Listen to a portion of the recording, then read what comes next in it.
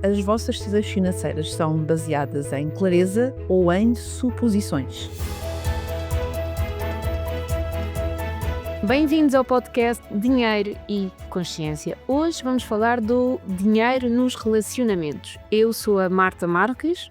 E eu sou a Carla Jesus e, tal e qual como a Marta disse, hoje vamos falar de dinheiro nos relacionamentos. Como é que isso impacta os relacionamentos, sejam eles profissionais ou pessoais? Como é que a falta do dinheiro, a gestão do dinheiro, o excesso de dinheiro, como é que isso tudo pode impactar os relacionamentos na vida pessoal e na vida empresarial? Marta, na vida empresarial, os relacionamentos são impactados com o dinheiro? Sem dúvida.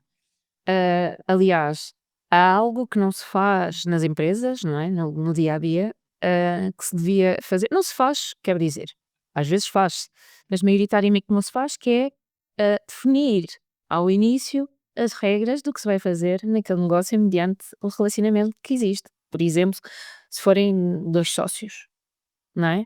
O que é que acontece se forem dois sócios? Têm que definir as regras. Onde é que eu vou tirar o dinheiro? Como é que eu vou impulsionar as vendas? Que muitas vezes nem essa parte é focada, não é? Quando é que vamos ter as nossas reuniões estratégicas? Portanto, uma série de pontos que são regras que devem ser tidas desde o momento zero. Portanto, o quê, quando e onde é que vamos definir estas regras, e estas reuniões semanais ou quinzenais, depende também da dimensão do negócio, não é? As pessoas conseguirem estruturá-las logo, porque na verdade é tudo muito falta de comunicação. Sabes que isso é exatamente igual nos relacionamentos. Porque até se nós pensarmos bem nas pessoas, nos pessoais, exatamente, se nós pensarmos bem, um casal não deixa de ter uma sociedade, certo? E da mesma forma que tu estás a dizer que é muito importante fazer isso enquanto sócios para definir o que é que se vai fazer, de que forma, onde é que se vai gastar, onde é que se vai comprar, num casal é exatamente a mesma coisa. Faz tanta falta essa abertura, definirem logo de forma muito clara e até mesmo se calhar antes até de conviverem na mesma casa, não é daquela fase de, tipo inicial em que fica assim aquele constrangimento do quem é que paga o quê agora. Se que esse constrangimento primeiro tem que ser desmanchado, tem que ser desconstruído, para depois de futuro possam construir aquilo que é efetivamente uma visão conjunta do que é que querem construir e de que forma, e partilharem também não só essa visão, como depois essas decisões, ou seja, Sim, como é que vamos fazer, onde é que vamos investir, se vamos, como é que vamos gerir, vamos ter só uma conta, vamos ter duas, vai haver uma conta comum, vai haver, ou seja, tudo isso, no meu entender, tem que ficar desde logo definido, desde muito cedo definido, porque mas fica ali assim um tabu, sabes, um chamado elefante na sala, depois não se embala, e depois porque tu fizeste e não disseste, e porque eu não fiz e não te disse, enfim. mas nós normalmente, o que é que eles dizem que não definem? Confiam, pois é, confiam. Isso é igual na sociedade de empresas, não é? Do que nos casais. Sabes quando é que isso desse tipo? Outro. É quando as coisas correm muito bem. Sim, exatamente. Quando começam a fazer os desafios, mas eu confiei que, não é? Mas eu achei que tu ias. Pois, só Mas que, porquê é que tu achaste? exatamente, é que foi só um achei que, e em vez de um achómetro, em vez de nos sentarmos e conversarmos sobre isso, não é? Exatamente, sim, sim. E às vezes essa coisa de, sim, mas eu confio. Tá bem, então e se não quiseres dividir o dinheiro, será que confias? Não é? Então depois há também a Sim. antítese que é, eu confio por isso não falo, ou eu não partilho porque eu não confio. Então mas confias, partilhas tudo na vida menos o dinheiro?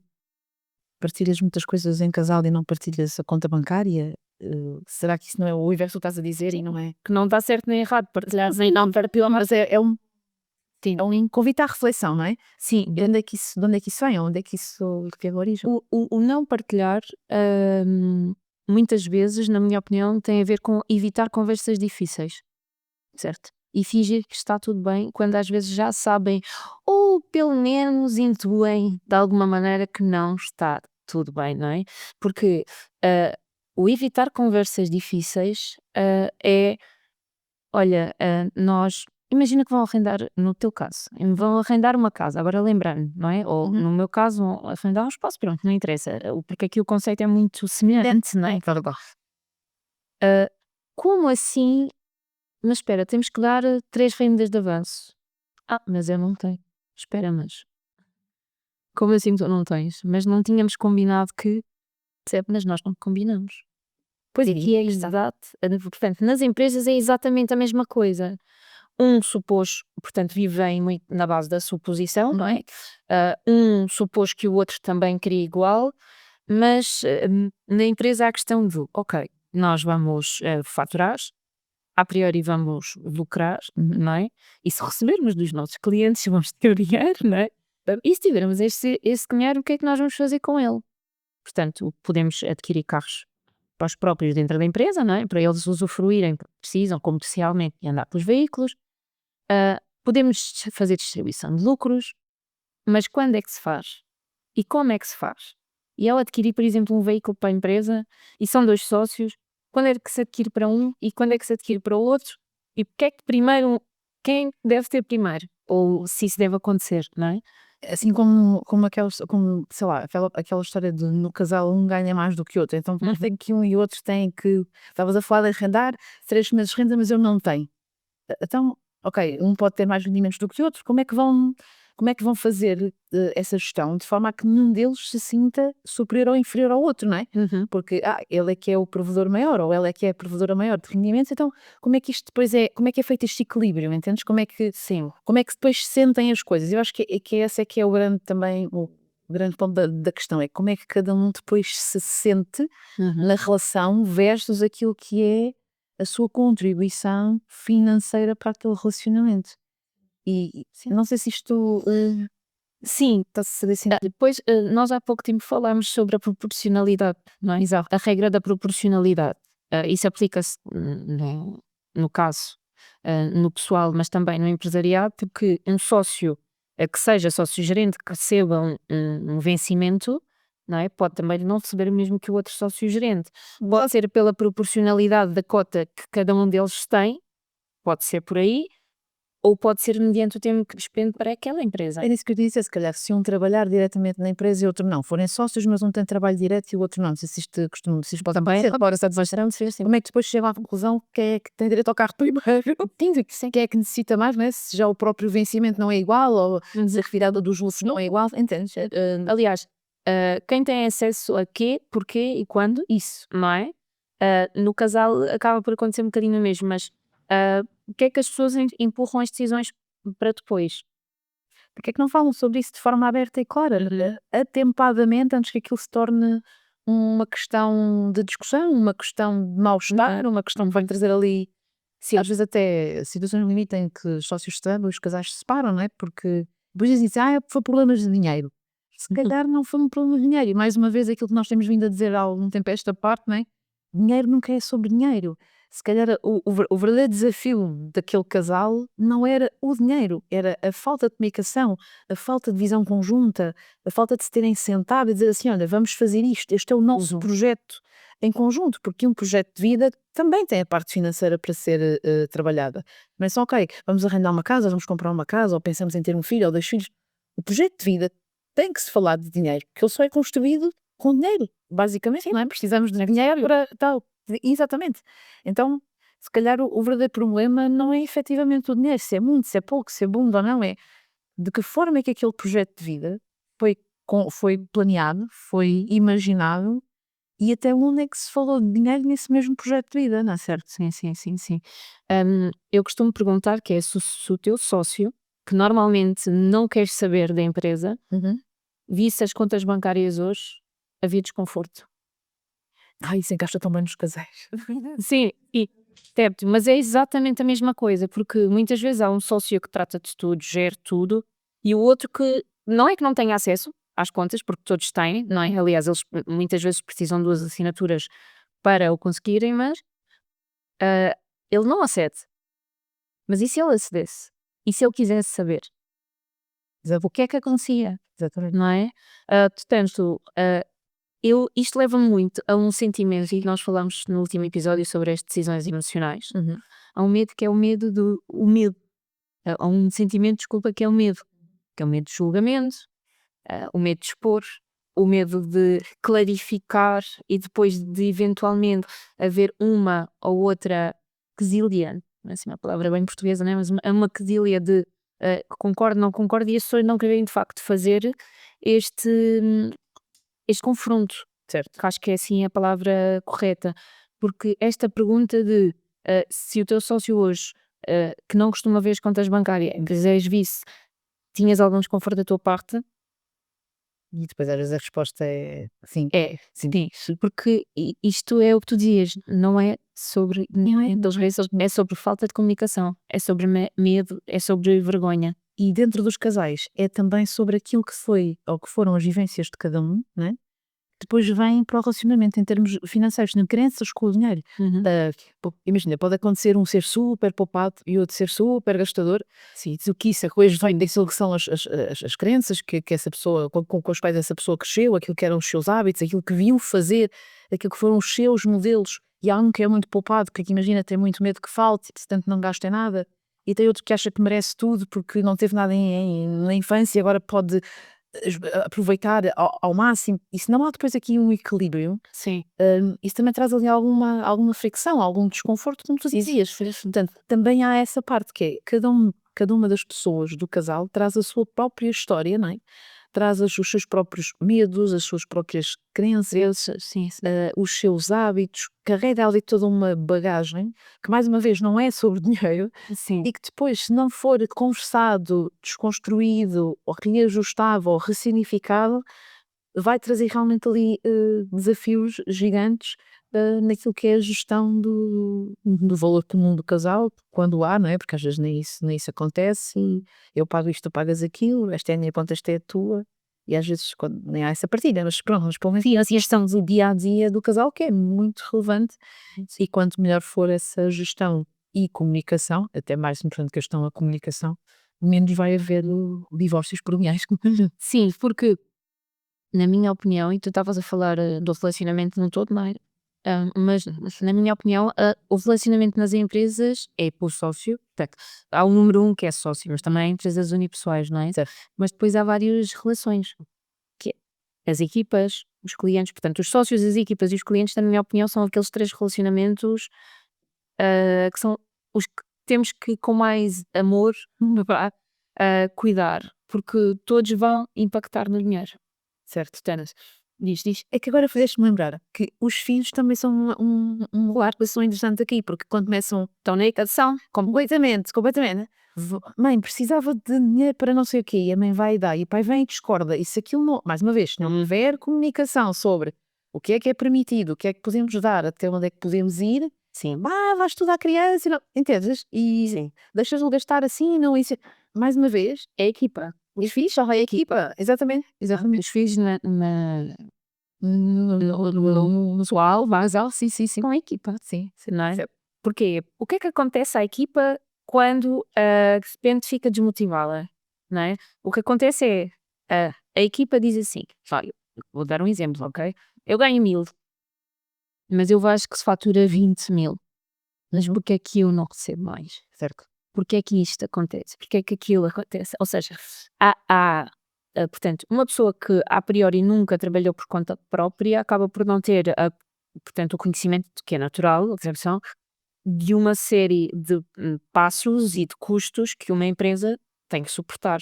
Portanto, a equipa, quando um funcionário olha, não é? Está na equipa, faz vendas, imagina que é um vendedor, diz, mas como assim? Eu ganho 1000 e vendo 20.000, ou 30, ou 100, não é? Como é que eu vendo tanto e só recebo isto?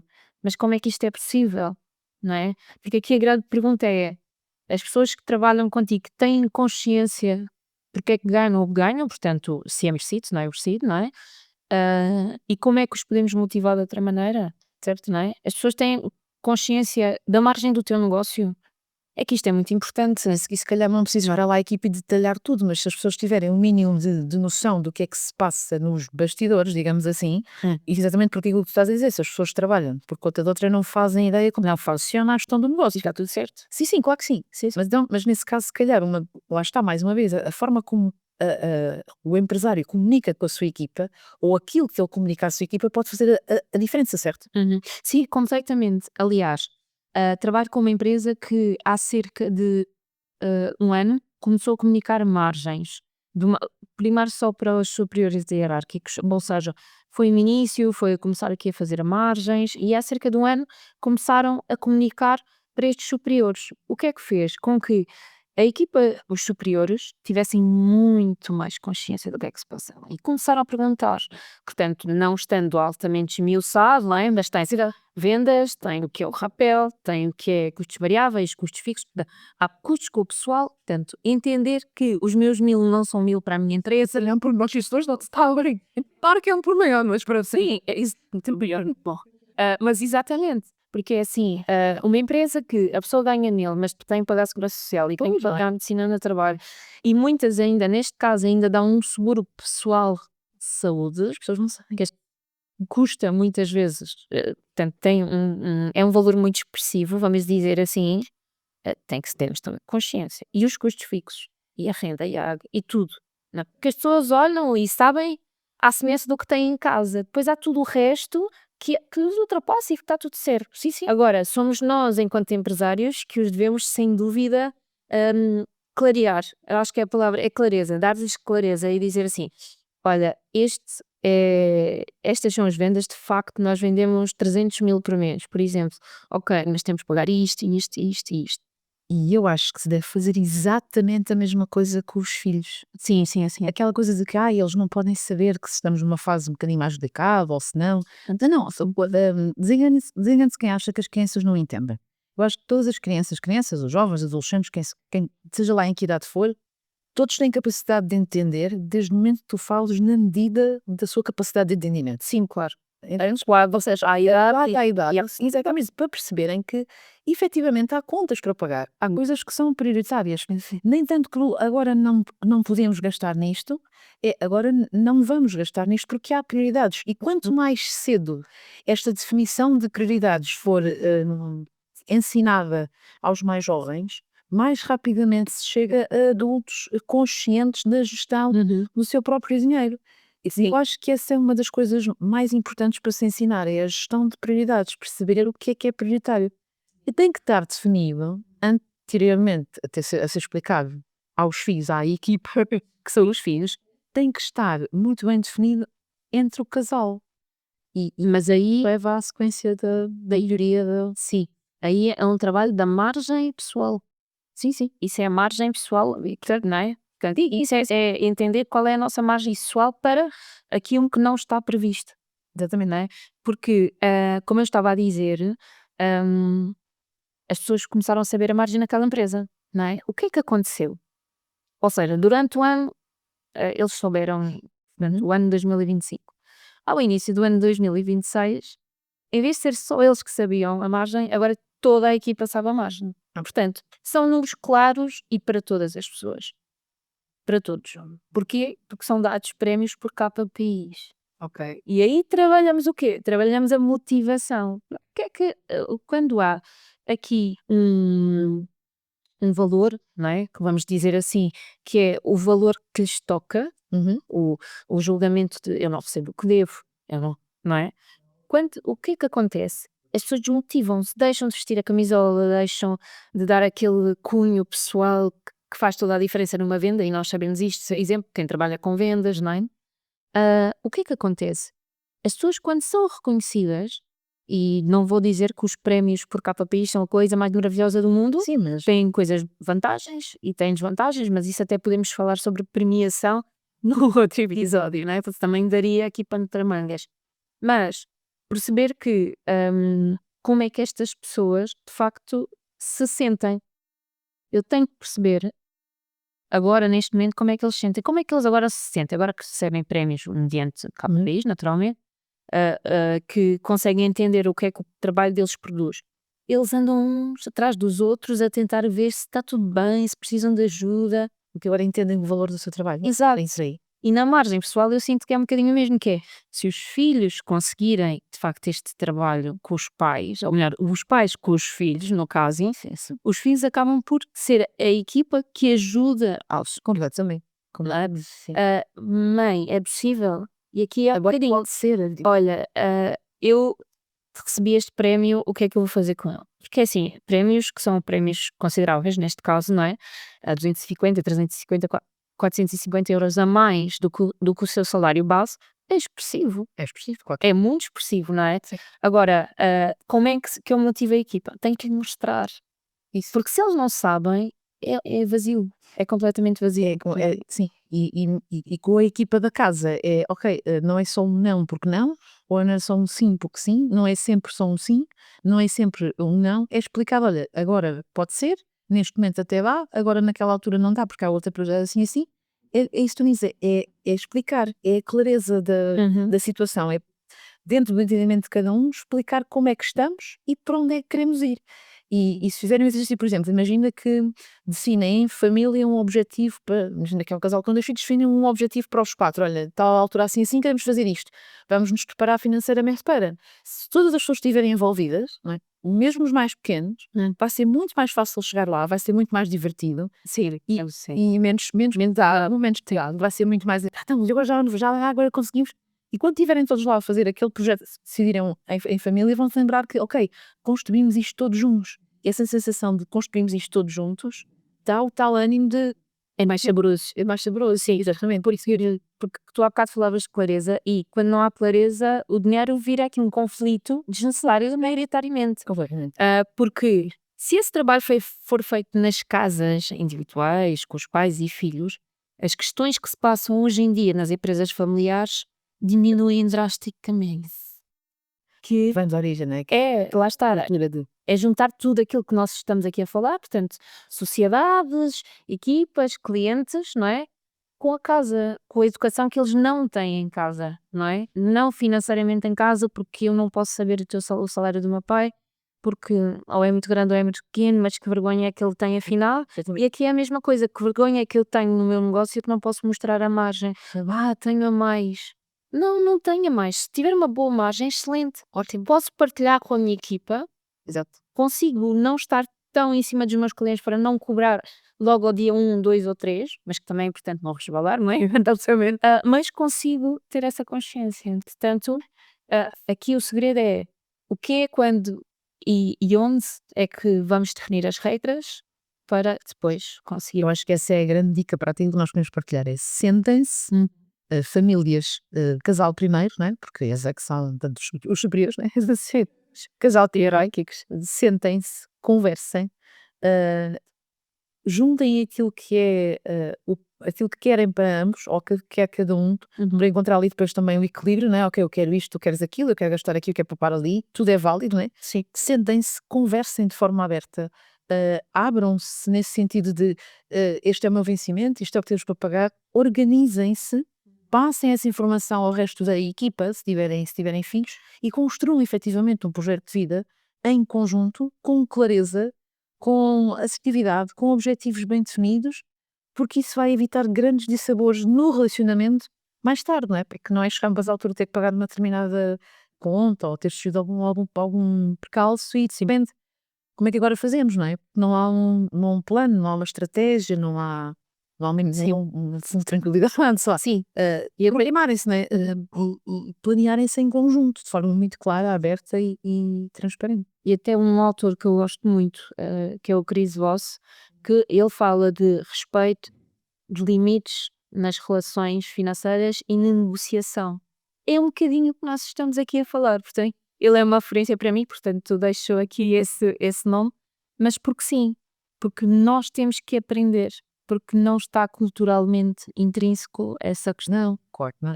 Mas estamos cá para isso. Estamos cá de essas alterações. Então, deixar-vos aqui, assim, em repto final, uma reflexão. Perguntar-vos se as vossas decisões financeiras são baseadas em clareza ou em suposições. Deixem-nos nos comentários. Deixem-nos também sugestões, ideias, temas que gostariam que nós falássemos, os vossos feedbacks, partilhem alguma situação que já vos tenha acontecido nesta natureza ou não. Deixem-nos aqui alguma coisa para nós lermos, vamos ficar satisfeitos de vos ter por aqui e esperamos até ao próximo episódio, onde vamos falar dos erros financeiros mais comuns. Não é, Marta? Certo, certíssimo. Até breve! Até breve.